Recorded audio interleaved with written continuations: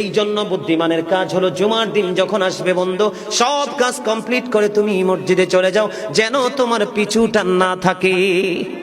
বলে কেন?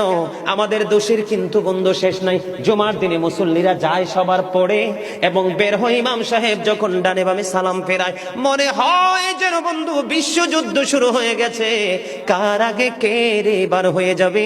অথচ আমার নবীর আদর্শ নিয়ে আমি আজকে ওয়াজ করছি বন্ধু। Disturb, don't disturb me. তোমরা আমি বললে আওয়াজ দিবে, নয়তো চুপ করে আলোচনা শুনবে, কারণ আজকের সময় অত্যন্ত গুরুত্বপূর্ণ। কারণ আমি যদি 5 মিনিট সময় পাই, একটা হাদিস শোনাতে পারবো। হয়তো বা এই একটা হাদিসে আপনাদের কারো না কারো হৃদয়ে ছুঁয়ে যেতে পারে, আর এটাই আপনার জীবনের জন্য, হেদায়েতের জন্য যথেষ্ট হতে পারে। বন্ধু, মুসল্লিরা যায় রে সবার পরে, বের হয়ে আসে সবার আগে। এটা মুসলমানের কখনো চরিত্র হতে পারে না, তাকওয়া সম্পূর্ণ ব্যক্তির আদর্শ কখনো হতে পারে না।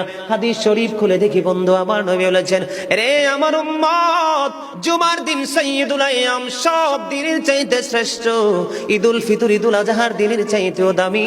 এই জুমার দিনের ফজিলত বরকত নিয়ে আলোচনা করলে বন্ধু রাত একটাই কভার করা যাবে না, এত বরকত এই জুমার দিনের। আমার নবী বলেছে, উম্মতের দল, জুমার দিনে কেউ যদি সবার আগে মসজিদে যায় আর সবার পরে যদি কেউ মসজিদ থেকে বের হয়, আপনি যাবেন, সবার আগে যাওয়ার আগে সুন্দর করে গোসল করবেন, উত্তম জামা, নতুন জামা পরবেন, আতর গোলাপ লাগাবেন।